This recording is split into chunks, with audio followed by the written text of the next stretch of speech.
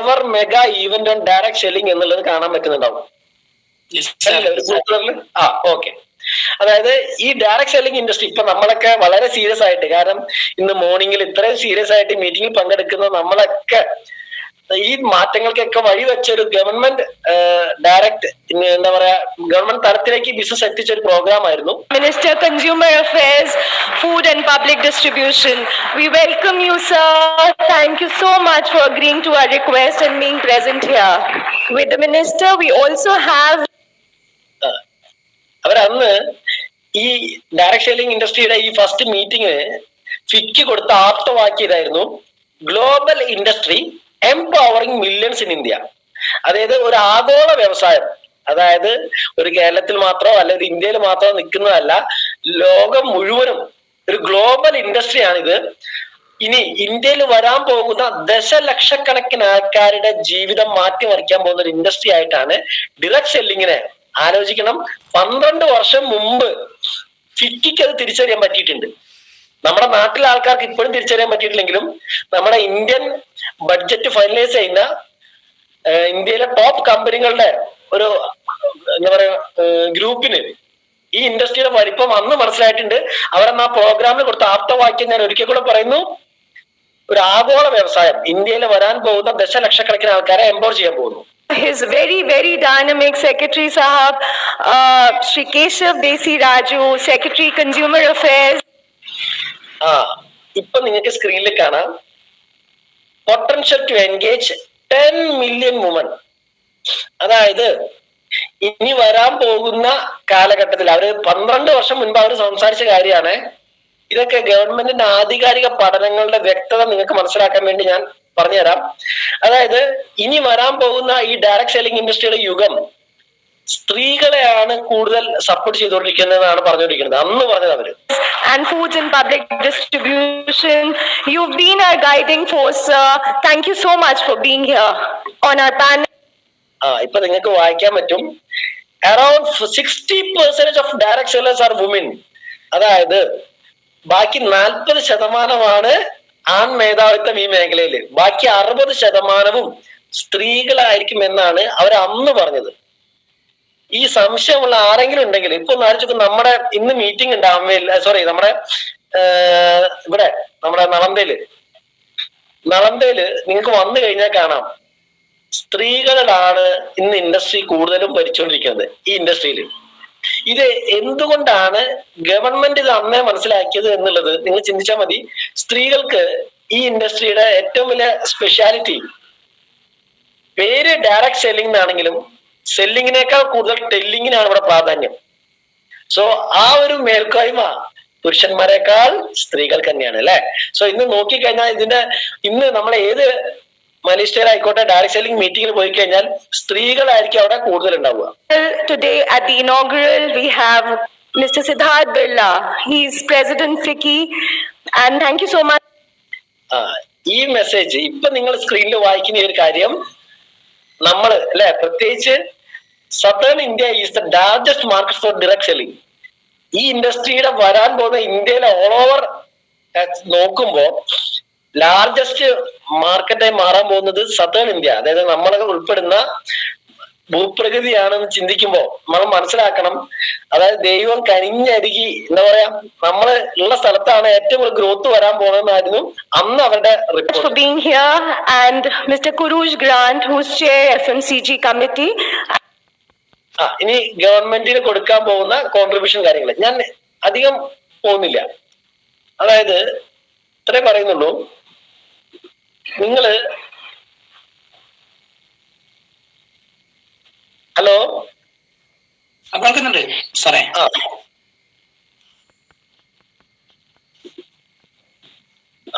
അതായത് ഇത്രയും വലിയ, അത് പക്ഷെ സ്ത്രീകൾ ഭരിക്കാൻ പോകുന്ന ഒരു വ്യവസായമായിട്ടാണ് ഫിക്കി അത് അന്നേ തിരിച്ചറിഞ്ഞിട്ടുണ്ട്. അതിന്റെ നേർക്കാഴ്ചയാണ് ഇന്ന് നമ്മൾ മീറ്റിങ്ങുകൾ പോയി കഴിഞ്ഞാൽ കാണുകയും ചെയ്യാറ്. സോ ഇത്രയും വലിയൊരു അവസരത്തിലേക്കാണ് നമ്മുടെ സ്പോൺസർ അല്ലെങ്കിൽ നമ്മുടെ അപ്ലൈൻ നമ്മളെ കൂട്ടിക്കൊണ്ടുവന്നത്.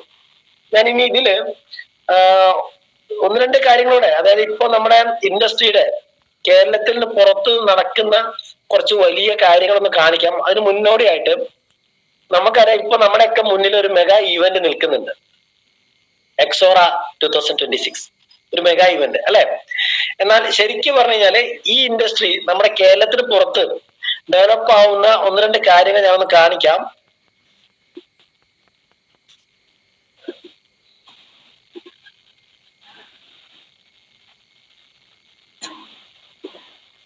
ഞാൻ ഇത്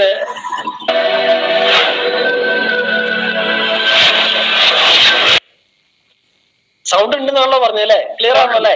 ഓ ക്ലിയർ.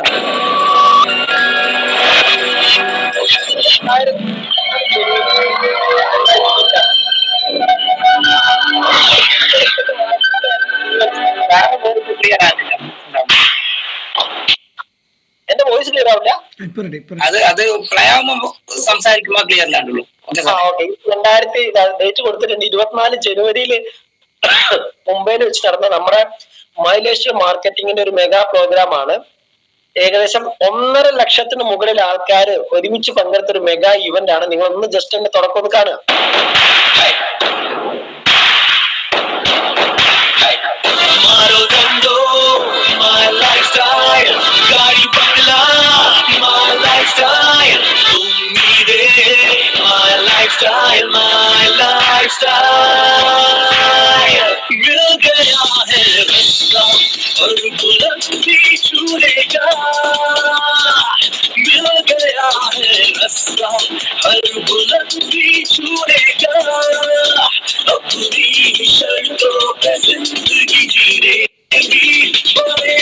आपको आपकी जिंदगी में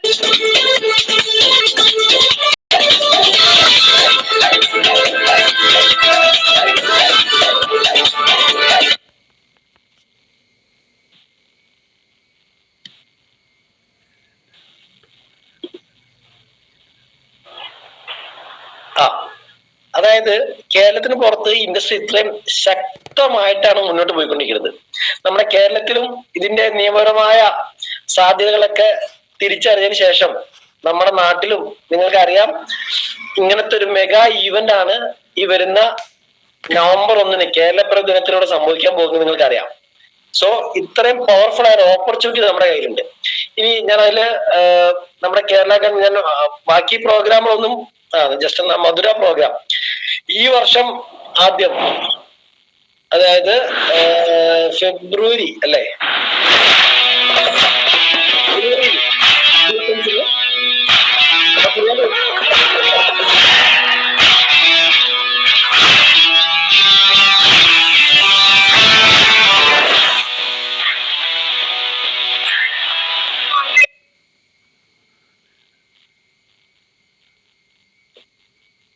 ഇതില്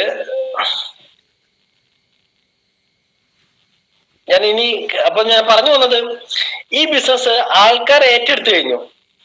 ഞാനൊരു പക്ഷെ എനിക്ക് തോന്നുന്നു കുറച്ചും കൂടി കാണിച്ചൊരു കാര്യങ്ങളൊന്ന് കാണിക്കാം. ഇത്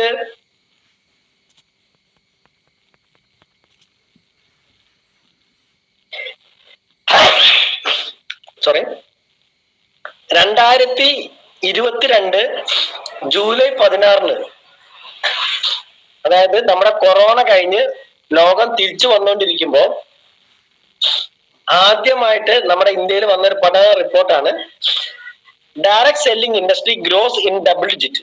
അതായത് ബാക്കി എല്ലാ വ്യവസായങ്ങളും നിങ്ങൾക്കറിയാം കൊറോണ വന്നപ്പോ എന്താ സംഭവിച്ചത്, താഴത്തേക്ക് പോയപ്പോ ഈ ഇൻഡസ്ട്രി 2x വളർച്ച കാണിച്ചു എന്നാ പറഞ്ഞത്. അതും ഏറ്റവും മുകളിൽ ഹെഡിങ് വായിച്ചാൽ കാണാം wellness sales industry adds 53 lakh new customers in the first half of year. അതായത് 2022 ആദ്യത്തെ 6 മാസം, അതായത് 6 മാസം കൊണ്ട് 53 ലക്ഷം പുതിയ ആൾക്കാരാണ് ഈ ഡയറക്ട് സെല്ലിംഗ് വ്യവസായം, അതായത് ഞാനും നിങ്ങളും ചെയ്യുന്ന ഈ കച്ചവടത്തിലേക്ക് പുതുതായിട്ട് കടന്നു വന്നത്. നമ്മൾ ചിന്തിച്ചു നോക്കണം, നമ്മുടെ നാട്ടില് നിങ്ങൾക്കൊരു ഏകദേശ ധാരണ കിട്ടും ഇന്ന് ഏറ്റവും കൂടുതൽ ആൾക്കാർ തെരഞ്ഞെടുക്കുന്ന വരുമാന മേഖല ഏതാന്ന് ചോദിച്ചു കഴിഞ്ഞാല് അതിന്റെ ഉത്തരം ഈ ഇൻഡസ്ട്രി ആണെന്നുള്ളത് നിങ്ങൾക്ക് ഒരു ഐഡിയ കിട്ടും ഈ ഒരു ഒറ്റ ന്യൂസ് റിപ്പോർട്ട് വായിച്ചാല്. ഇതിൽ തന്നെ ശരിക്ക് 6 മാസം കൊണ്ട് 53 ലക്ഷം പേര് വരിക എന്ന് പറയുമ്പോൾ ഒരു മാസത്തെ കണക്ക് ചോദിച്ചു കഴിഞ്ഞാൽ ഏകദേശം 9×6 54 അല്ലെ, 9 ലക്ഷത്തിനടുത്ത ആൾക്കാരാണ് ഓരോ മാസവും കടന്നു വരുന്നത്. ഇതിന്റെ യഥാർത്ഥ വലിപ്പം നമുക്ക് മനസ്സിലാവണമെങ്കിൽ നിങ്ങൾ ഗൂഗിൾ എടുത്തിട്ട്, ഞാൻ ചെയ്തൊരു കാര്യമാണ് അതുകൊണ്ട് പറയാണ്, ഇന്ന് നമ്മുടെയൊക്കെ അറിവില് ഒരുപക്ഷെ ഏഷ്യയില് ഏറ്റവും കൂടുതൽ ആൾക്കാർക്ക് തൊഴിൽ കൊടുക്കുന്ന ഒറ്റ സ്ഥാപനം ഏതാന്ന് ചോദിച്ചു കഴിഞ്ഞാല് ഇന്ത്യൻ റെയിൽവേ ആണെന്ന് നിങ്ങൾക്ക് ഉത്തരം കിട്ടും. ഇന്ന് ചാറ്റ് ജി പി ടി ഉള്ള കാലഘട്ടമാണല്ലോ. ഞാൻ ആ ചാറ്റ് ജി പി ടിയില് total employees of Indian railway അടിച്ചപ്പോ കിട്ടിയത് 12.5 ലക്ഷം ആൾക്കാരാണ്. അതായത് ഏഷ്യയിലെ ഇത്രയും ബൃഹത്തായ, ഇത്രയും വിപുലമായ ഇന്ത്യൻ റെയിൽവേ, ഇത്രയും വർഷങ്ങളായിട്ടുള്ള ഇന്ത്യൻ റെയിൽവേ തൊഴിൽ കൊടുക്കുന്ന ആൾക്കാരുടെ എണ്ണം ടോട്ടൽ 12.5 ലക്ഷമാണെങ്കിൽ ഡിറക്ട് സെല്ലിംഗ് ഇൻഡസ്ട്രി, ഞാനും നിങ്ങളും ഒരുപക്ഷെ നാട്ടുകാർ തട്ടിപ്പെന്ന് പറഞ്ഞ് പുച്ഛിച്ച് മാറ്റി വെക്കുന്ന ഈ ഇൻഡസ്ട്രിയിലേക്ക് 9 ലക്ഷം പേരാണ് ഓരോ മാസവും കടന്നു വരുന്നത്. ഇത് 2022 കണക്കാണ്. ഈ 26 കണക്ക് ഗവൺമെന്റിന്റെ പുതിയ കണക്കുകൾ നമുക്ക് കൈ കിട്ടിയിട്ടില്ല. അപ്പം ചിന്തിച്ചു നോക്കുക, നിങ്ങൾക്കറിയാലോ കാലഘട്ടം കൂടുന്തോറും ബിസിനസ് സ്പീഡ് ആയിക്കൊണ്ടിരിക്കുകയാണ്. ഇനി ഈ സ്പീഡ് കൂടുന്നതിൽ ഇവിടെ റെഡിൽ എഴുതി കഴിഞ്ഞാൽ കുറച്ച് കാര്യങ്ങൾ ഞാൻ വായിക്കാം. ഒന്ന്, ഹെൽത്ത് ആൻഡ് വെൽനസ് പ്രൊഡക്ട്സ് ആണ് 55% ബിസിനസ്സും ഇന്ത്യയിൽ കൊണ്ടുവരുന്നത്. ഹെൽത്ത് ആൻഡ് വെൽനസ്, അവിടെയാണ് നമ്മുടെ മൈലേജ് സ്റ്റൈലിന്റെ പ്രത്യേകത. കാരണം നിങ്ങൾ തിരഞ്ഞെടുത്ത കമ്പനിയിൽ മോർ ദാൻ 80% വെൽനസ് സെഗ്മെന്റ് ആണ്. ഓക്കെ, കാരണം നമ്മൾ പറയില്ലേ റൈറ്റ് ടൈം റൈറ്റ് ബിസിനസ് പറഞ്ഞ പോലെ റൈറ്റ് കമ്പനിയും നമ്മുടെ സക്സസിനെ ബാധിക്കുന്നുണ്ട്. അതായത് ഇന്ന് കണക്കുകൾ പ്രകാരം ഇത്രയും അധികം ആൾക്കാർ കടന്നു വരുന്ന ഈ മേഖലയിലെ 55% ഗ്രോത്ത് ഉണ്ടാക്കുന്നതും വെൽനസ് സെഗ്മെന്റിലെ ഉൽപ്പന്നങ്ങൾ എന്ന് പറയുമ്പോൾ നമ്മുടെ കമ്പനിക്ക് ഇത് തിരിച്ചറിഞ്ഞുകൊണ്ടാണ് നമ്മുടെ മോർ ദാൻ 80% വെൽനസ് പ്രൊഡക്റ്റുകളാണ്. ഇനി ഇത് എന്തുകൊണ്ടാണ് ഈ ഗ്രോത്ത് വന്നതെന്നുള്ളതിന്റെ മുകളിൽ കൊടുത്തിട്ടുണ്ട്, demand for nutraceuticals and health supplements കൂടി. അതായത് ന്യൂട്രാസ്യൂട്ടിക്കൽ പ്രൊഡക്റ്റുകൾ എന്നാണ് ഈ വെൽനസ് സെഗ്മെന്റിലെ പ്രൊഡക്റ്റുകൾക്ക് പറയാം. ഞാൻ ഒരു വേറെ ഭാഷ പറഞ്ഞു കഴിഞ്ഞാല്, ഒരു വ്യക്തി ശരിക്കും ന്യൂട്രാസ്യൂട്ടിക്കൽ പ്രൊഡക്ട്സ് എന്ന് പറയുമ്പോൾ പ്ലാന്റ് ഒറിജിൻ ആണ്, സസ്യനിർമ്മിതമാണ്. ഒരു വ്യക്തി ബോധപൂർവം ഇന്നത്തെ കാലഘട്ടത്തില് ന്യൂട്രാസ്യൂട്ടിക്കൽ പ്രൊഡക്ട്സ് ഉപയോഗിക്കാൻ തയ്യാറായിട്ടില്ലെങ്കിൽ അടുത്തതായിട്ട് ഉപയോഗിക്കേണ്ടി വരുന്ന പ്രൊഡക്ട്സ് ആണ് ഫാർമസ്യൂട്ടിക്കൽ പ്രൊഡക്ട്സ്. ഇന്ന് ഒരാള് ന്യൂട്രാസ്യൂട്ടിക്കൽ പ്രൊഡക്ട്സ് ഉപയോഗിക്കാൻ തയ്യാറായിട്ടില്ലെങ്കിൽ നാളുകളിൽ അദ്ദേഹം ഫാർമസ്യൂട്ടിക്കൽ പ്രൊഡക്ട്സ് ഉപയോഗിക്കേണ്ടതായി വരും എന്നുള്ളതാണ് പഠനങ്ങൾ കാണിച്ചുകൊണ്ടിരിക്കുന്നത്. ഇതില് ന്യൂട്രാസ്യൂട്ടിക്കൽ പ്ലാന്റ് ഒറിജിൻ ആണെങ്കിൽ ഫാർമസ്യൂട്ടിക്കൽ പ്രൊഡക്ട്സ് കെമിക്കൽ ഒറിജിൻ ആണ്. അതായത് രാസവസ്തുക്കൾ കൂട്ടിച്ചേർത്തിട്ടാണ് ആ സെഗ്മെന്റ് വരുന്നത്. സോ ഇന്ന് ഈ സസ്യനിർമ്മിത ഉൽപ്പന്നങ്ങൾ ഉപയോഗിക്കാൻ താല്പര്യമില്ലാത്തവർ നാളുകളിൽ ഓട്ടോമാറ്റിക്കലി ഹോസ്പിറ്റലിൽ അഡ്മിറ്റ് ആയിട്ട് കെമിക്കൽസ് ഉപയോഗിക്കേണ്ടി വരുന്ന ഒരു കാലഘട്ടം നമ്മുടെ മുന്നിലുണ്ട്. ഇനി ഇൻഡസ്ട്രിയുടെ ഗ്രോത്ത് ഉണ്ടാക്കിയതിൽ പ്രധാനപ്പെട്ട ഒരു കാര്യം ഇവിടെ കൊടുത്തിട്ടുണ്ട്, adoption of technology to helped. അതായത് ഇപ്പൊ നമ്മൾ അല്ലെ, എനിക്ക് തോന്നി മീറ്റിംഗിൽ പല സ്ഥലത്തുള്ള ആൾക്കാരുണ്ട്, എന്നാലും നമ്മൾ ഇന്ന് നമ്മുടെ സ്വീകരണ മുറിയിൽ ഇരുന്നു കൊണ്ടാണ് പരസ്പരം ഈ മീറ്റിംഗിൽ പങ്കെടുക്കുന്നതും കാര്യങ്ങൾ മനസ്സിലാക്കുന്നതും. ഓക്കെ, സോ ഇത്രയും ശക്തമായ ഒരു ഓപ്പർച്യൂണിറ്റിയാണ്. ഞാൻ അതില് നമ്മുടെ വെൽനസിന്റെ ഒരു നീഡും കൂടെ ജസ്റ്റ് ഒന്ന് കാണിച്ചിട്ട്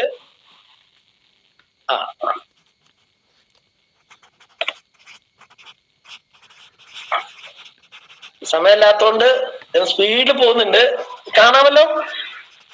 ഓക്കെ സാറേ, കാണാം. ഓക്കെ, അതായത് നമ്മള് സമയം മാറ്റി വെക്കുന്ന ഇൻഡസ്ട്രിയിൽ ഈ വെൽനസ് പ്രൊഡക്റ്റുകൾക്ക് എത്രമാത്രം സാധ്യതകളുണ്ട് എന്നുള്ളത് കാണിച്ചു തരാം.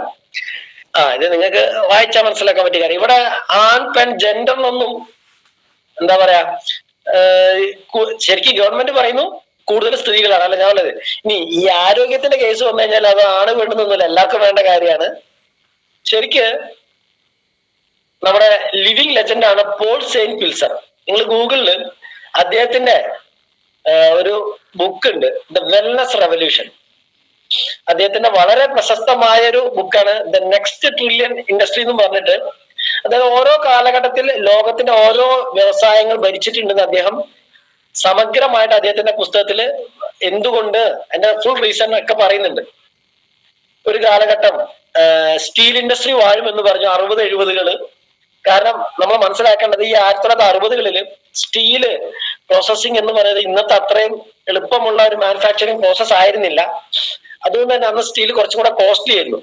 അപ്പൊ ആ കാലഘട്ടത്തിൽ ആ ഇൻഡസ്ട്രി വാഴും എന്ന് പറഞ്ഞപ്പോ പലർക്കും എന്താ പറയുക അക്സെപ്റ്റബിൾ ആയിരുന്നില്ല. പക്ഷെ നമ്മൾ നോക്കിയാൽ മതി അന്ന് ആ ഇൻഡസ്ട്രിയിൽ കൈവച്ച ടാറ്റയൊക്കെ ഇന്ന് എവിടെയാണ് നിൽക്കുന്നത് എന്നുള്ളത്. ദെൻ പിന്നീട് പറഞ്ഞു 70കളില് സ്റ്റീൽ ഇൻഡസ്ട്രിക്ക് ശേഷം പ്ലാസ്റ്റിക് ഇൻഡസ്ട്രി വാഴും എന്ന് പറഞ്ഞു. ഇന്ന് നോക്കിയാൽ മതി പ്ലാസ്റ്റിക് ഇല്ലാത്ത ഒരു സാധനം ഇല്ല അല്ലെ ഇപ്പോഴും. ഇപ്പൊ പ്ലാസ്റ്റിക് ഒഴിവാക്കാനാണ് നടക്കുന്നത് പല പഞ്ചായത്തുകളും. ഓക്കെ, ദെൻ പിന്നീട് പറഞ്ഞു 2000 കാലഘട്ടത്തില് 70 കാലഘട്ടങ്ങളിൽ പ്ലാസ്റ്റിക്കിലായിരുന്നെങ്കിൽ 80 കാലഘട്ടത്തിൽ IT ഇൻഡസ്ട്രി വാഴും എന്ന് പറഞ്ഞു. നമ്മൾ മനസ്സിലാക്കേണ്ട കാര്യം, അന്ന് ഒരു കമ്പ്യൂട്ടർ എന്ന് പറഞ്ഞാൽ നിങ്ങൾ കേട്ടിട്ടുണ്ടാവും, വലിയ ബഹുനില കെട്ടിടം അല്ലെങ്കിൽ ഒരു മൈതാനത്തിന്റെ വലിപ്പം മുറിയിനേക്കാൾ വലിപ്പത്തിലുള്ള കമ്പ്യൂട്ടറുകൾ ഉണ്ടായിരുന്ന കാലഘട്ടത്തിൽ നിന്നും പറയുകയാണ് IT ഇൻഡസ്ട്രി വാഴുന്നത്. ശരിക്കും ഇന്ന് ആ കമ്പ്യൂട്ടറാണ് ഇപ്പൊ നിങ്ങളുടെ കയ്യിലുള്ള മൊബൈൽ ഫോണായിട്ട് ചുരുങ്ങിയത് അല്ലെ.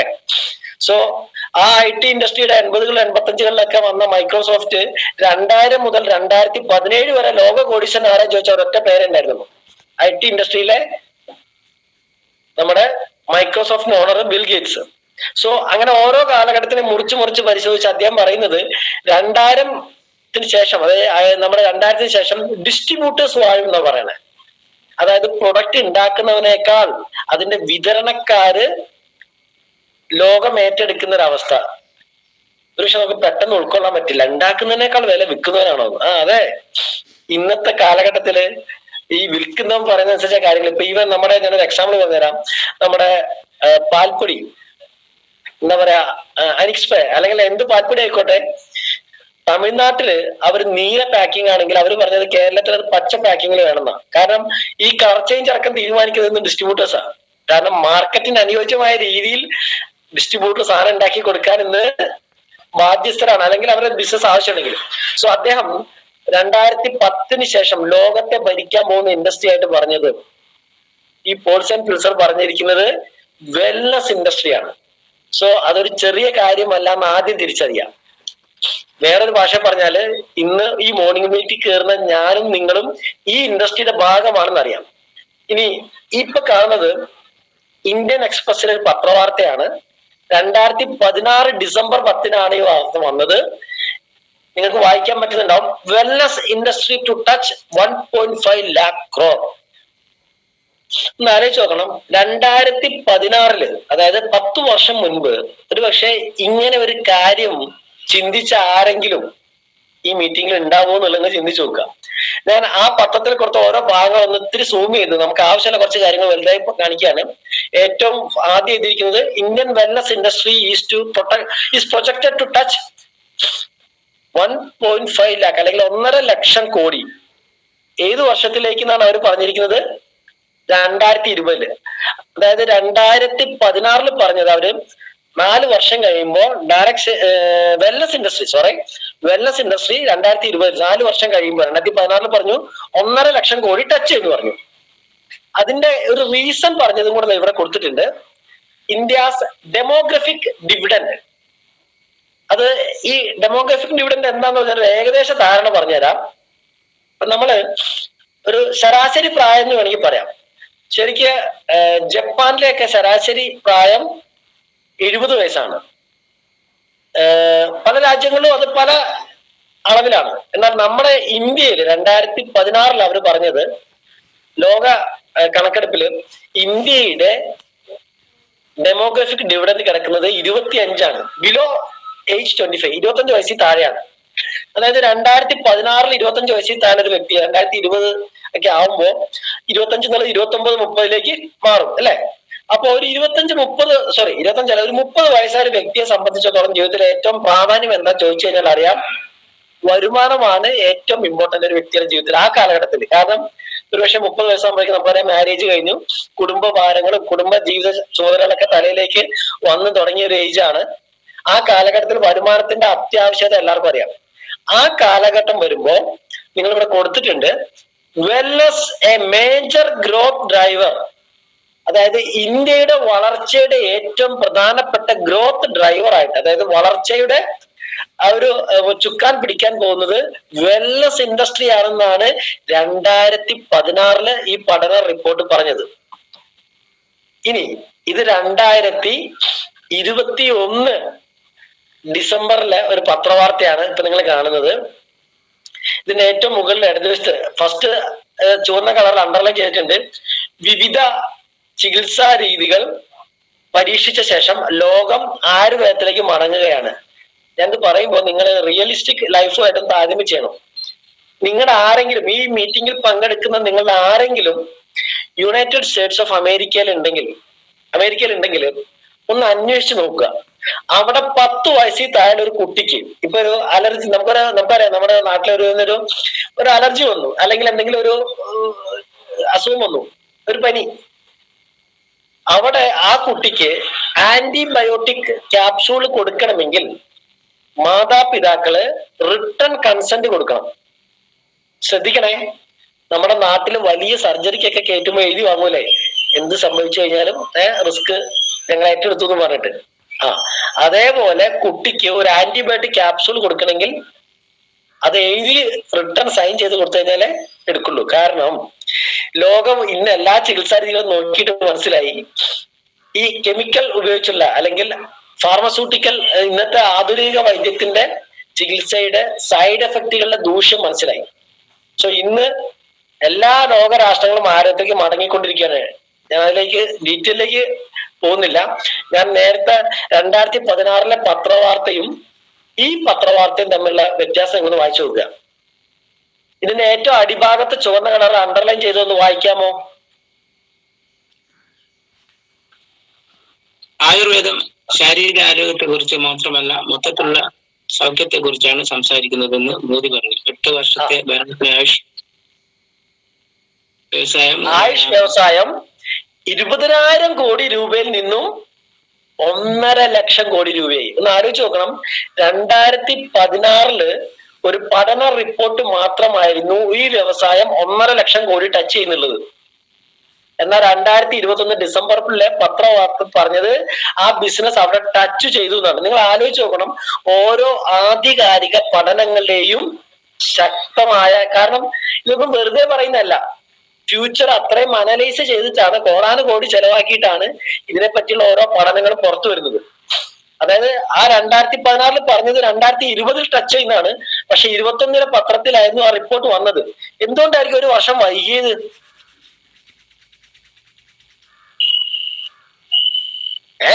അറിയില്ലേ? കൊറോണ. ഓക്കെ. ഇനി മറ്റ് 18 ഡിസംബറിൽ ഗവൺമെന്റ് ഒരു ആലോചിച്ച് നോക്കണം. 18 ഡിസംബറിൽ ഗവൺമെന്റ് പുതിയൊരു കാര്യം തുടങ്ങി. അതായത് ഗവൺമെന്റ് നോക്കിയപ്പോ ഇന്ന് കൂടുതൽ ആൾക്കാർ മരിക്കുന്നതിന്, ചുറ്റുവട്ടത്ത് മരിക്കുന്നതിന് കാരണമാകുന്ന അസുഖങ്ങളെയൊക്കെ ഒന്ന് പഠിച്ചപ്പോ മനസ്സിലായി. അത് 2018 കണക്കാണ്. പ്രധാനമായിട്ടും ലൈഫ് സ്റ്റൈൽ ഡിസീസുകൾ അല്ലെങ്കിൽ ജീവിതശൈലി രോഗങ്ങളാണ് ഇന്ന് കൂടുതൽ ആൾക്കാർ മരിക്കുന്നതിന്റെ കാരണങ്ങളെന്ന് ഗവൺമെന്റിന് മനസ്സിലായി. അപ്പൊ അതിന്റെ ഒരു കണക്കെടുപ്പ് ഗവൺമെന്റ് നടത്തി. അതും ഈ പറഞ്ഞ 2021 ഡിസംബറിലാണ് അതിന്റെ റിപ്പോർട്ട് വരുന്നത്. ഒന്ന് ആലോചിച്ച് നോക്കണം. ആ റിപ്പോർട്ടിന്റെ ഹെഡിങ് നിങ്ങളൊക്കെ വായിക്കുന്നുണ്ടാവും അല്ലെ? ജീവിതശൈലി രോഗനിർണയം 18% പേർക്ക് ഗുരുതര രോഗസാധ്യത. ഗുരുതരം എന്ന വാക്കിന്റെ അർത്ഥം ക്രിറ്റിക്കൽ അല്ലെങ്കിൽ സീരിയസ് അല്ലെ? നമുക്കറിയാം, ഇപ്പൊ ഒരു ആക്സിഡന്റ് ഉണ്ടായി, ആളുടെ കേസ് ക്രിറ്റിക്കൽ സീരിയസ് ആണെന്ന് പറഞ്ഞാൽ നമുക്കറിയാം എന്താണ് അവസ്ഥ എന്നുള്ളത് അല്ലെ? സോ ഈ ഗവൺമെന്റ് കേരളത്തില് ഈ ഒരു പഠനം നടത്തിയപ്പോ അവിടെ കൊടുത്തിട്ട് 30 വയസ്സിന് മുകളിലുള്ള ആൾക്കാരെ പരിശോധിച്ചപ്പോ 18%, അതായത് 100ൽ 18 ആണെങ്കിൽ ഇപ്പൊ ഇവിടെ ഏകദേശം ഒരു 60%-ലധികം 60ഓളം ആൾക്കാർ ഈ മീറ്റിംഗിൽ പങ്കെടുക്കുന്നുണ്ട്.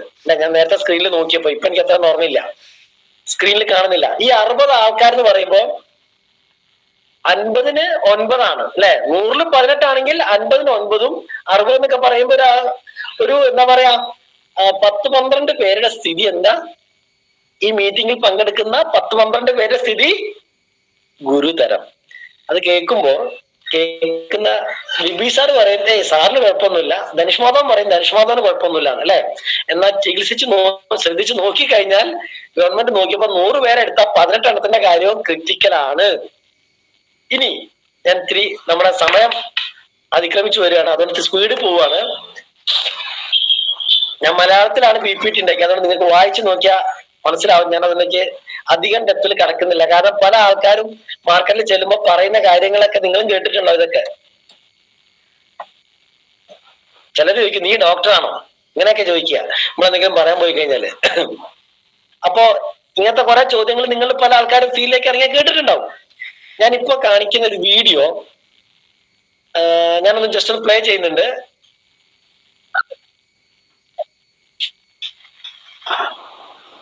കേൾക്കുന്നുണ്ടല്ലോ അല്ലെ ബിബി സാറേ? സൗണ്ട് വന്നില്ല സാറേ. വന്നില്ല? ഇപ്പൊ പ്ലേ ചെയ്യോ സാറേ? പ്ലേ ചെയ്യ സ്റ്റക്ക് ആയിട്ടാണ്. കേൾക്കുന്നുണ്ടോ? ഇല്ല, സൗണ്ട് കേൾക്കുന്നില്ല. ഇത്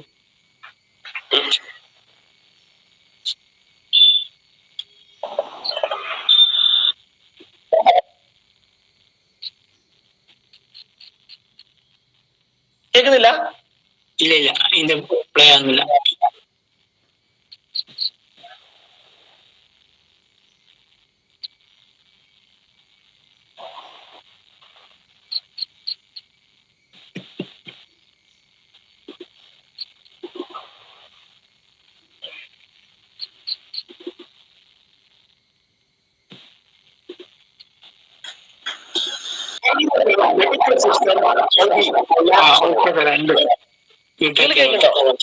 ഉണ്ട്. ഓക്കെ, എന്നാ ഞാൻ കാണിക്കാം. അതായത് ഇന്ത്യയുടെ പാർലമെന്ററി കമ്മിറ്റിയിൽ വന്ന ഒരു റിപ്പോർട്ടാണ് 2016.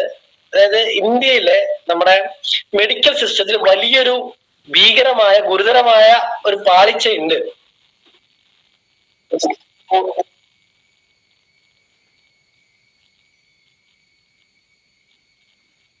സി ന്യൂസിൽ വന്ന ഒരു പഠന റിപ്പോർട്ട് പ്രകാരം ഞാൻ അതിന്റെ വീഡിയോയുടെ ഇടയിൽ കൂടെ പറഞ്ഞു പോവാം. അത് വീഡിയോ സൗണ്ട് ഇല്ല സാറേ, കുഴപ്പമില്ല, സാറ് പറഞ്ഞാൽ മതി. എങ്ങനെ വീഡിയോ പ്ലേ ചെയ്യുമ്പോൾ സൗണ്ട് ഇല്ല? സൗണ്ട് ഞാൻ പറയുന്നത് കേൾക്കുന്നില്ല അല്ലെ? എല്ലാം കയ്യിലേക്ക് കേൾക്കുന്നില്ല, സാറ് പറഞ്ഞാൽ മതി. വീഡിയോന്റെ സൗണ്ട് കേൾക്കുന്നില്ല? ഇല്ല ഇല്ല ഇല്ല, ക്ലിയർ ആകുന്നില്ല.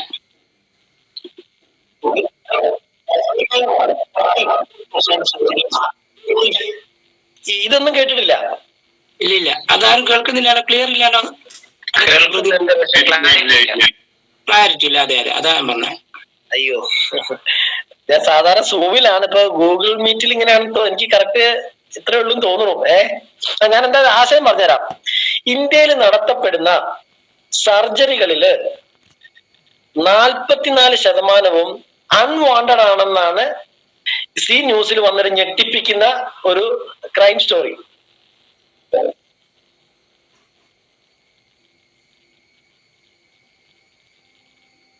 അതായത് നമ്മുടെ നാട്ടിൽ നടത്തപ്പെടുന്ന ഹോസ്പിറ്റൽ സർജറികളിൽ പകുതിയും അൺവാണ്ടഡ് ആണ്, അതായത് അനാവശ്യമാണ്.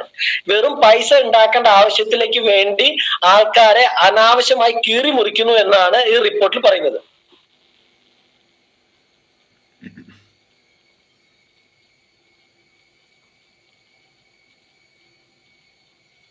ഇനി ആ പഠന റിപ്പോർട്ടില് ഓരോരോ സർജറികളുടെ ഡീറ്റെയിൽസ് ആയിട്ട് കൊടുത്തിട്ടുണ്ട്.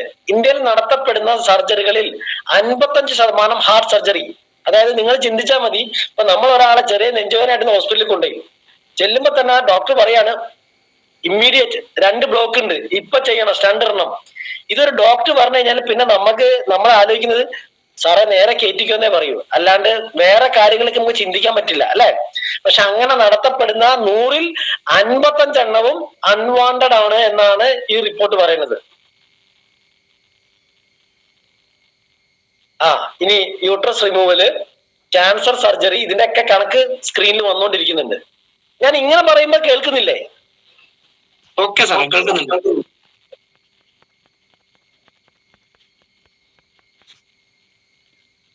പ്രസവം, സിസേറിയൻ, മുട്ടുമാറ്റിയൊക്കെ ശസ്ത്രക്രിയ,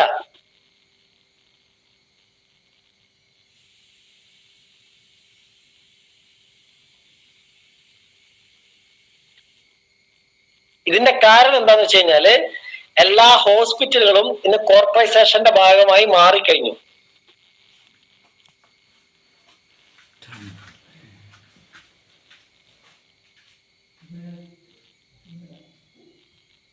ഈ പറയുന്ന എല്ലാ പഠന റിപ്പോർട്ടുകളും ആധികാരികമായ ഫാക്ട്സ് ആൻഡ് ഫിഗേഴ്സിന്റെ അടിസ്ഥാനത്തിലാണ് റിപ്പോർട്ട് ഉണ്ടാക്കിയത്.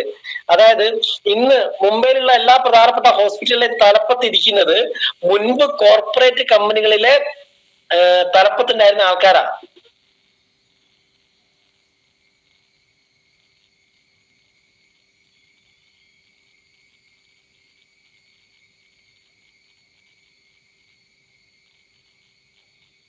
ഹോസ്പിറ്റലുകളിലൊക്കെ പ്രൈവറ്റ് കമ്പനികളേതുപോലെ ടാർഗറ്റ് ബേസ്ഡ് സ്ട്രക്ചർ വർക്കിംഗ് ആണ്.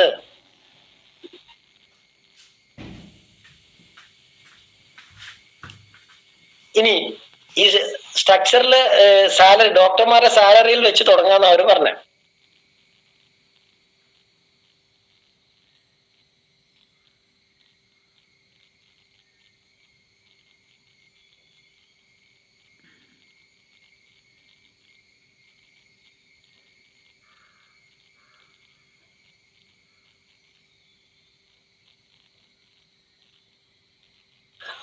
അതായത് പുതിയ ഡോക്ടർമാർക്ക് 1 ലക്ഷം സാലറി തുടങ്ങുന്നുണ്ടെങ്കിൽ സീനിയർ ഡോക്ടേഴ്സ് 1 കോടി വാങ്ങിക്കുന്ന ആൾക്കാർ വരെ ഉണ്ട് എന്ന്.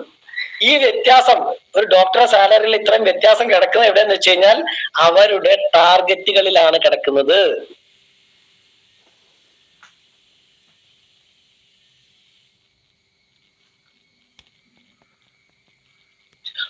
ഈ ഡിസ്കഷൻസിൽ പങ്കെടുത്ത ഒരു ഒപ്താൽമോളജിസ്റ്റ് പറഞ്ഞത് 1000-ഓളം പേഷ്യൻസിനെ ഒരു മാസം അനാവശ്യമായിട്ട് എന്താ പറയാ ഹൈ ചികിത്സകളിലേക്ക് റെഫർ ചെയ്യാറുണ്ട്. കാരണം ആളുടെ ടാർഗറ്റ് മീറ്റ് ചെയ്യണം.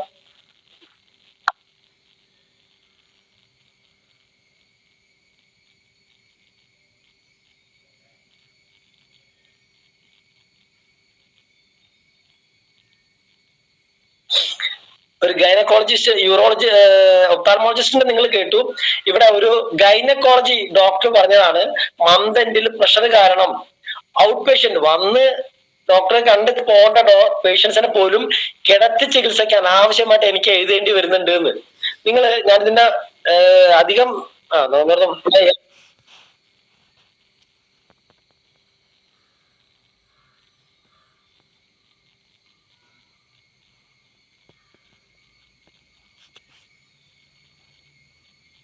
ഞാൻ ഈ പറഞ്ഞ ആശയം പറഞ്ഞുതരാം.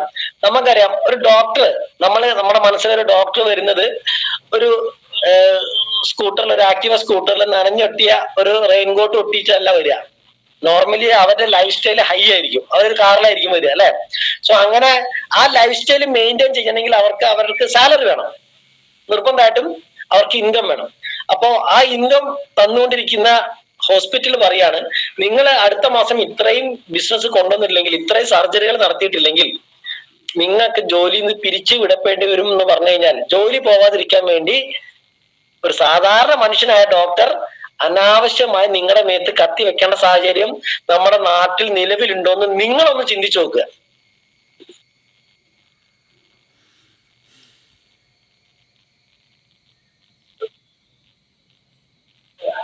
ആദ്യം വാണിംഗ് കൊടുക്കും.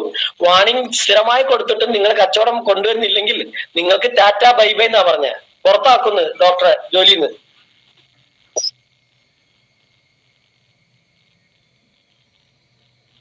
പണ്ട് ആതുര സേവനം എന്നായിരുന്നെങ്കിൽ ഇന്ന് ഇവർ ഉപയോഗിക്കുന്ന വാക്ക് ഹോസ്പിറ്റൽ ഇൻഡസ്ട്രി എന്നാണ്.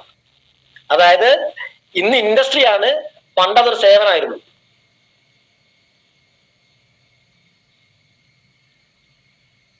അതായത് ഹോസ്പിറ്റൽ മേഖലയിൽ ശരിക്കും പേഷ്യൻസിനെയാണ്, അതിൽ രോഗിക്കാണ് പ്രാധാന്യം കൊടുക്കേണ്ടിയിരുന്നെങ്കിൽ ഇന്ന് പേഷ്യൻസിനല്ല, ഇന്ന് പണത്തിനാണ് ഈ ഇൻഡസ്ട്രിയിൽ പ്രാധാന്യം കൊടുക്കുന്നതെന്നാണ് പറയുന്നത്.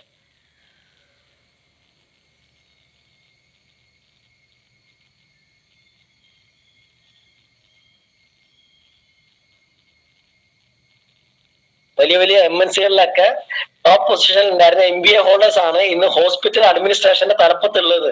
സോ അവർക്ക് ആ കോർപ്പറൈസേഷൻ വരുമാനം ഉണ്ടാക്കാൻ വേണ്ടി അവർ ചെയ്യിപ്പിക്കുന്ന കാര്യങ്ങളെ പറ്റി നിങ്ങൾ ചിന്തിക്കാന്നാ പറയണേ.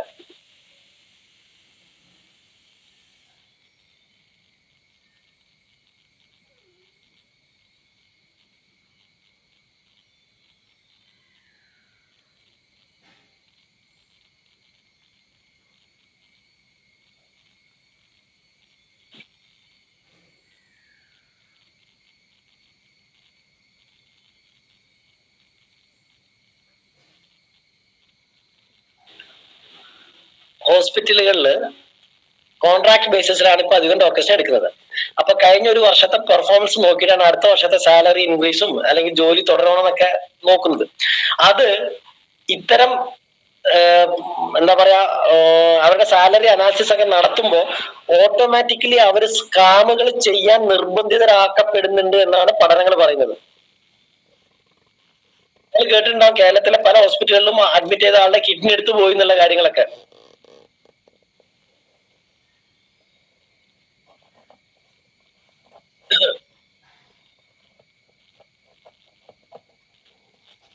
ഈ കാര്യങ്ങളെ പറ്റി ഈ ഏജൻസി ന്യൂസ് ഏജൻസി വിശദമായ പഠനം നടത്താൻ എടുത്ത ഒരു പ്രധാനപ്പെട്ട ഡോക്ടറാണ് ഡോക്ടർ BM ഹെഗ്ഡെ.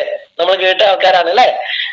അദ്ദേഹം ഇന്ത്യ ഗവൺമെന്റ് ഒരു ഇന്ത്യൻ പൗരന് നൽകുന്ന ഏറ്റവും പ്രധാനപ്പെട്ട 2 അംഗീകാരങ്ങളാണ് പത്മഭൂഷണും പത്മവിഭൂഷണും. ഇത് രണ്ടും കൊടുത്ത് ആദരിച്ച അദ്ദേഹത്തിന്റെ ഒരു റിപ്പോർട്ട് പറയുന്നത് നോക്കുക. ലാബ് ടെസ്റ്റുകളിൽ 40 to 60% കിക്ക് ബാക്സ്, അതായത് നമുക്ക് എഴുതപ്പെടുന്ന എക്സ്റേ, MRI, റേഡിയോളജി, പാത്തോളജിയിൽ 60% വരെ അൺവാണ്ടഡ് ആണ്.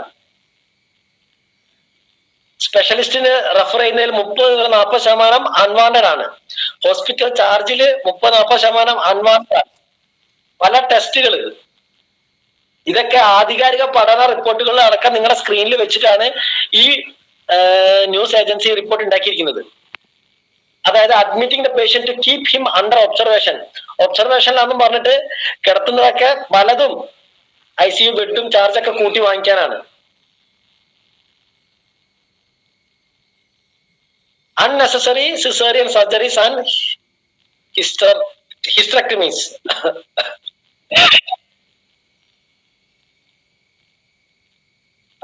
ഇനി മറ്റൊരു പ്രധാനപ്പെട്ട റിപ്പോർട്ട്, ഈ 2 ഡോക്ടേഴ്സ് അഭയ് ശുക്ല ആൻഡ് മുകളിൽ കൊടുത്ത 2 ഡോക്ടേഴ്സ് ഒരു പുസ്തകം എഴുതിയിരുന്നു, ഡിസെൻഡിങ് ഡയഗ്നോസിസ്, അതായത് എതിരഭിപ്രായമുണ്ട് ചികിത്സയിൽ എന്നും പറഞ്ഞിട്ട്. ഈ 2 ഡോക്ടേഴ്സിന്റെ ഈ പുസ്തകത്തിന്റെ ഇവർ പറയുന്നത് നിങ്ങൾ കേൾക്കണേ.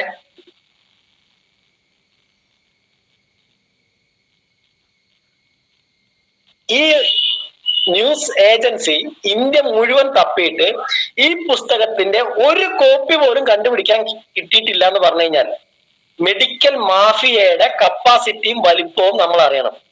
അതായത് ഡിസെൻഡിങ് ഡയഗ്നോസിസ്, അതായത് എതിരഭിപ്രായം ഉണ്ട് ഡയഗ്നോസിസ് എന്ന് പറഞ്ഞ ഈ ഒരു പുസ്തകം, അതായത് ഈ മേഖലയിൽ ഒരുപാട് ഇത്തരം എന്താ പറയുക നമ്മൾ കള്ളി വെളിച്ചത്താക്കുന്ന റിപ്പോർട്ടുള്ള ആ ബുക്കിന്റെ ഒരു കോപ്പി ഇന്ത്യയിൽ നിന്ന് അവർക്ക് കണ്ടെടുക്കാനായിട്ടില്ല. എന്നിട്ട് ആ പുസ്തകത്തിന്റെ ഒരു ആമുഖ കുറിപ്പ് ബിസിനസ് ഇൻസൈഡർ എഴുതിയതിന്റെ ഒരു ഭാഗമാണ് അവിടെ കൊടുത്തിരിക്കുന്നത്.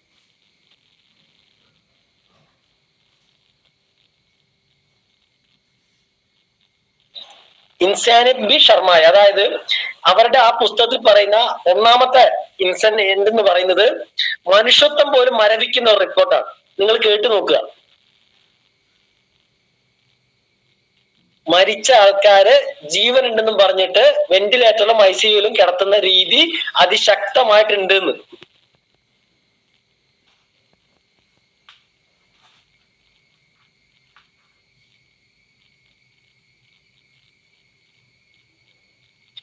മരിച്ച ആൾക്ക് ജീവൻ ഉണ്ടെന്നും പറഞ്ഞിട്ട് ട്രീറ്റ്മെന്റിന് പൈസ വാങ്ങിക്കൊണ്ടിരിക്കുന്നുണ്ടെന്ന്.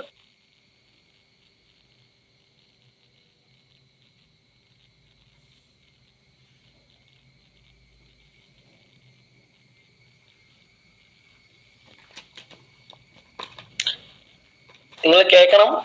14 വയസ്സുള്ള ഒരു കുട്ടിയെ 1 മാസം വെന്റിലേറ്ററിൽ വെച്ച് ട്രീറ്റ്മെന്റ് നടത്തി. മരിച്ച കുട്ടിയെ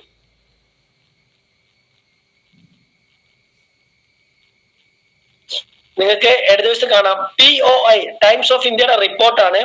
hospital kept brain dead boy, അതായത് ഈ കുട്ടിയെ 1 മാസം അവിടെ വെച്ച് ചികിത്സ നടത്തിയതിന് ഹോസ്പിറ്റലിനോട് എത്ര ലക്ഷം പിഴ ഈടാക്കിയത്? മരിച്ച കുട്ടിയെ 5 lakh, കാര്യം 5 ലക്ഷം പിഴ അടച്ചിട്ടുണ്ടാവും. പക്ഷേ ചിന്തിച്ചു നോക്കുക, എന്തായിരിക്കും ആ കുട്ടിയുടെ മാതാപിതാക്കളുടെ അവസ്ഥ എന്ന് നിങ്ങൾക്ക് മനസ്സിലാവുന്നല്ലോ. അതായത് ഈ ഇൻഡസ്ട്രിയിൽ ഡയറക്ട് സെല്ലിംഗ് അല്ല ഞാൻ പറയുന്നത്, ഇന്ന് ഹോസ്പിറ്റൽ വ്യവസായത്തിൽ നടക്കുന്ന ചില കാര്യങ്ങളാണ്. ഞാൻ ഒരു കാര്യം കൂടെ കാണിക്കുന്നുണ്ട്. സോ ദർ ആർ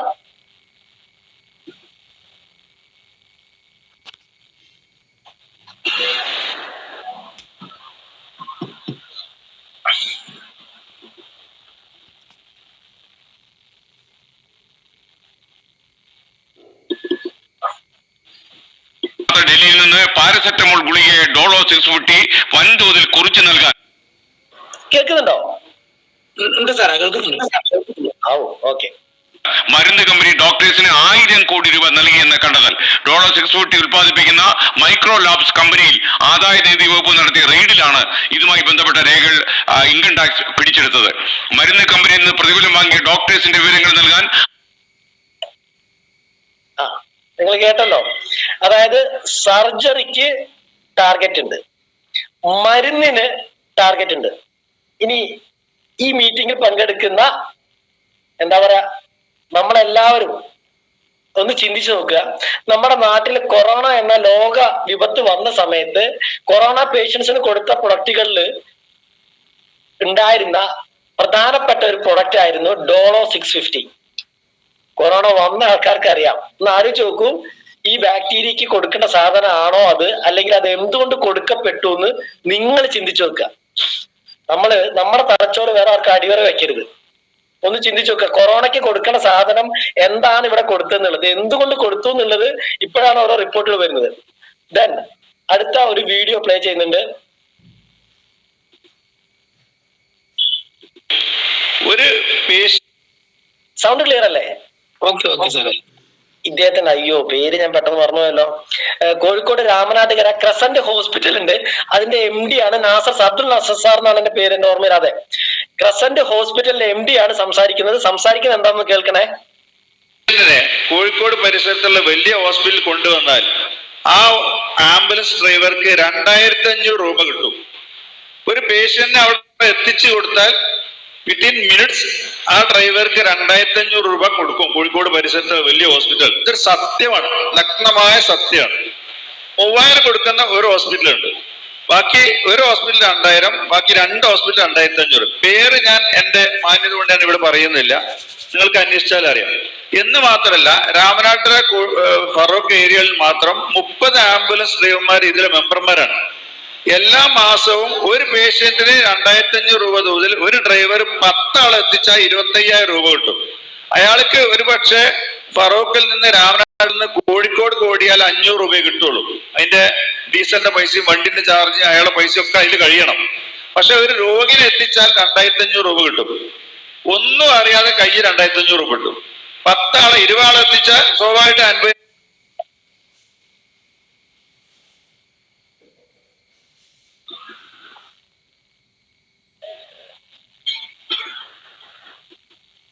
നിങ്ങൾ ഇത് കാണുമെന്ന് വിചാരിക്കുന്നു. അതായത് എവിടെയൊക്കെ ടാർഗറ്റ് ഉള്ളത്? സർജറിക്ക് ടാർഗറ്റ് ഉണ്ട്. ഇത് കാണുന്നില്ലേ സ്ക്രീൻ? ഉണ്ട് സാറേ. ഇനി എന്താ പറയാ, പേഷ്യൻസിന് ടാർഗറ്റ് ഉണ്ട്, മെഡിസിൻസിന് ടാർഗറ്റ് ഉണ്ട്. നിങ്ങൾ ചിന്തിച്ചു നോക്കുക, ഇങ്ങനെ ഒരു അവസ്ഥ, ഇതിലൊക്കത്തിലും ടാർഗറ്റ് ഉണ്ടെങ്കിൽ സാധാരണക്കാരൻ അനാവശ്യമായിട്ട് രാസവസ്തുക്കൾ കഴിക്കാനും അല്ലെങ്കിൽ അനാവശ്യമായിട്ട് ശരീരത്തിൽ കത്തി വെക്കേണ്ട സാഹചര്യം നമ്മുടെ സമൂഹത്തിൽ ഉണ്ടോ ഇല്ലയോ എന്നുള്ളത് നിങ്ങൾ ചിന്തിച്ചു നോക്കുക. ഒന്ന് ആലോചിച്ച് നോക്കിയേ. ഇനി ഇതിന്റെ ഭാഗമായിട്ട് നമ്മൾ കഴിക്കുന്ന സാധനങ്ങളുടെ എന്താണ് നമ്മളെ കൊണ്ട് കഴിപ്പിക്കുന്നത്? ഇത് മറ്റൊരു MBBS ഡോക്ടറാണ്, ഡോക്ടർ PK ജനാർദ്ദനൻ. അദ്ദേഹത്തിന്റെ ഒരു ബുക്കാണ്. ഹെഡിങ് നിങ്ങൾ വായിക്കുന്നുണ്ടല്ലോ, ഞാൻ വായിക്കണ്ടല്ലോ. എന്താണ് മരുന്ന്, അത് എങ്ങനെ തയ്യാറാക്കുന്നു, വ്യാജ മരുന്നുകൾ. ഈ ഒരു പുസ്തകം നമ്മുടെ നാട്ടില് കിട്ടുന്നൊരു ബുക്കാണ്. ഇതിന്റെ 77ാമത്തെ പേജില് ഇവിടെ കൊടുത്തിട്ടുണ്ട്, മരുന്ന് രോഗം മാറ്റുന്നില്ല. ഇവിടെ കൊടുത്തിട്ടുണ്ട്, നിങ്ങൾ കാണുന്നുണ്ടെന്ന് വിചാരിക്കുന്നു. ഞാനത് സൂം ചെയ്ത് വായിക്കാം. അതായത് ആധുനിക വൈദ്യശാസ്ത്രം എന്ന് പറഞ്ഞാൽ ഇംഗ്ലീഷ് മരുന്നുകൾ രോഗം മാറ്റാൻ ഉതകുന്നവയല്ല എന്ന ഒരു ലേഖനം 2014 ജൂലൈയിൽ പുറത്തിറങ്ങിയ ഹെൽത്ത് ലൈൻ മാഗസിനിൽ കാണാനിടയായി. അത് ഇവിടെ ചേർക്കാൻ ആഗ്രഹിക്കുന്നു. അതായത് drugs and cosmetic act 1940, 45, 95. Schedule J contains a list of 51 diseases and ailments elements അല്ല, എലിമെന്റ്സ് എന്നാണ്. അവിടെ അതായത് ഇത്രയേ ഉള്ളൂ. നമ്മുടെ ഇന്ന് ഈ മരുന്ന് ചികിത്സകൾക്ക് നടത്താൻ ആധികാരികമായിട്ട് എടുത്തിട്ടുള്ള cosmetic drugs and cosmetic act 1940, 45, 95 വർഷങ്ങളിൽ രൂപം നൽകിയ ആ ആക്ട് പറയുന്നു 51 രോഗങ്ങളുടെ ലിസ്റ്റ് കൊടുത്തിട്ട് പറയാണ് ഈ 51 രോഗങ്ങളും മരുന്നുകൊണ്ട് മാറ്റിക്കൊടുക്കുമെന്നോ മാറ്റുമെന്നോ തടയാമെന്നോ പറയാൻ പാടില്ലത്രേ. അപ്പൊ അതിന്റെ അർത്ഥം എന്താ? ഇത് പറയുന്നത് ഡോക്ടറാണ്. ഇനി ആ രോഗങ്ങൾ 51 രോഗങ്ങളുടെ ലിസ്റ്റാണ്. അതായത് ഇന്നൊരു വ്യക്തി എന്തിനൊക്കെ വേണ്ടിയാണോ ഡോക്ടറെ കാണുന്നത് ആ 51 രോഗങ്ങളും ഈ ലിസ്റ്റിൽ കൊടുത്തിട്ടുണ്ട്. ഈ പേജിന്റെ ഏറ്റവും അടിഭാഗത്ത് ഞാൻ വായിക്കാം. മേൽപ്പറഞ്ഞ രോഗങ്ങൾ മാറ്റുമെന്ന് പറഞ്ഞ മരുന്നിനെ കുറിച്ച് കൊടുക്കുന്നത് ഷെഡ്യൂൾഡ് ജെ പ്രകാരം കുറ്റകരമാണ്. അതായത് ഒരു ഡോക്ടർ പറയാണ് ഞാൻ മാറ്റിത്തരാന്ന് പറഞ്ഞു കഴിഞ്ഞാൽ അത് കുറ്റമാണെന്ന്. ഒന്ന് ആലോചിച്ച് നോക്കൂ. അപ്പൊ പിന്നെ എന്തിനാ ഈ കെമിക്കൽസ് നമ്മൾ വാങ്ങി കഴിക്കുന്നത്? നിങ്ങളൊന്ന് വായിച്ചു നോക്കിയേ.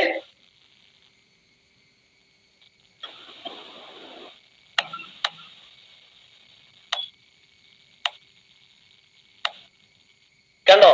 ഇന്ന് കൂടുതൽ ആൾക്കാർ മരിക്കുന്നതിന്റെ കാരണം അസുഖങ്ങളല്ല, പണ്ട് കഴിച്ച മരുന്നിന്റെ പാർശ്വഫലം. ഡോക്ടർ BM ഹെഗ്ഡെ, ഞാൻ നേരത്തെ പറഞ്ഞല്ലോ, ഇന്ത്യ ഗവൺമെന്റ് ഒരു വ്യക്തിക്ക് കൊടുക്കുന്ന പരമോന്നത ബഹുമതിയാണ് പത്മഭൂഷണും പത്മവിഭൂഷണും. അത് രണ്ടും വാങ്ങിയ ഒരു ഹൃദ്രോഗ വിദഗ്ധനും മണിപ്പാൽ സർവകലാശാല മുൻ വൈസ് ചാൻസലർ ആണ് അദ്ദേഹം. ഒരു യൂണിവേഴ്സിറ്റിയുടെ ഹെഡാണ്, തലവനാണ്. ഇനി ഇത് കണ്ടോ, നിങ്ങൾ വായിക്കുന്ന പത്രവാർത്തയുടെ ഹെഡിങ് നിങ്ങൾ വായിച്ചു, മരുന്ന് കഴിച്ച രോഗികളാവുന്നത് 35%. ഇനി താഴെ ഒരാൾ ഒരു ഗുളിക പിടിച്ച് നിൽക്കുന്നുണ്ട്, ആ ഗുളികയിൽ എഴുതിയിരിക്കുന്നത് എന്താന്ന് വായിച്ചോ? വായിക്കാൻ പറ്റുന്നുണ്ടോ? ചെറിയ അക്ഷരമാണ്, എനിക്കറിയില്ല, കാണുന്നുണ്ടോ? മരുന്നുകൾ കിടപ്പ് രോഗികളുടെ എണ്ണം കൂട്ടുന്നുവെന്നും ഫാർമസി കൗൺസിൽ പ്രസിഡന്റ്. ഞാൻ ഈ പത്രവാർത്ത ഈ രണ്ട് ന്യൂസും കൂടെ ഒരുമിച്ച് വായിച്ചുതരാം. നമ്മുടെ നാട്ടില് 100 പേര് കിടന്നു പോയിട്ടുണ്ടെങ്കിൽ അതിൽ 35 പേരെയും കിടത്തിയത് എന്താണെന്നാ പറയുന്നത്? മരുന്ന്. ഇനി ഇത് ആരാ പറയുന്നത്? Pharmacy council president. ഏത് ഈ മരുന്ന് വിറ്റ് ജീവിക്കുന്നവരാണ് പറയുന്നത്. ഞാൻ എന്താ പറയാ, ഡീറ്റെയിൽ ആയിട്ട് നമ്മുടെ സമയം കൂടിപ്പോയതുകൊണ്ടാണ്. അതായത് എല്ലാരോടും പറയാണ്, അസുഖങ്ങൾ വന്നിട്ട് നോക്കാം എന്ന് വിചാരിച്ചു കഴിഞ്ഞാല് അതിന്റെ കോംപ്ലിക്കേഷൻ, അതിന്റെ വസ്തുതകള് എന്താണ് ഇന്ന് ഈ എന്താ പറയാ മെഡിക്കൽ ഇൻഡസ്ട്രിയിൽ സംഭവിച്ചുകൊണ്ടിരിക്കുന്ന യാഥാർത്ഥ്യങ്ങൾ നിങ്ങൾ ചിന്തിക്കാം. സോ ഇവിടേക്ക് പോവാതിരിക്കാൻ ഒരു വ്യക്തി നിർബന്ധമായും അല്ലെങ്കിൽ അനാവശ്യമായി ശരീരത്തിൽ കത്തി വെക്കാതിരിക്കപ്പെടാൻ ആഗ്രഹിക്കുന്നുണ്ടെങ്കിൽ നമ്മൾ നിർബന്ധമായിട്ടും വെൽനസ് ഉൽപ്പന്നങ്ങൾ കഴിച്ചിരിക്കണം, അല്ലെ? അല്ലെങ്കിൽ ഇന്നിപ്പോ കഴിച്ച ആൾക്കാരുണ്ടായിരിക്കും, അല്ലെങ്കിൽ കഴിക്കാൻ പോണ ആൾക്കാരുണ്ടാവും. ഞാൻ അതിന്റെ സെഷൻ കഴിഞ്ഞു. അതായത് നമ്മള് ഇന്ന് ജീവിക്കുന്നത്, ശരിക്കും ഞാനൊരു വീഡിയോ കൂടെ കാണിക്കാറുണ്ട്, ഞാൻ നിങ്ങൾക്ക് പറഞ്ഞാൽ നിങ്ങൾക്ക് ഐഡിയ മനസ്സിലാവും.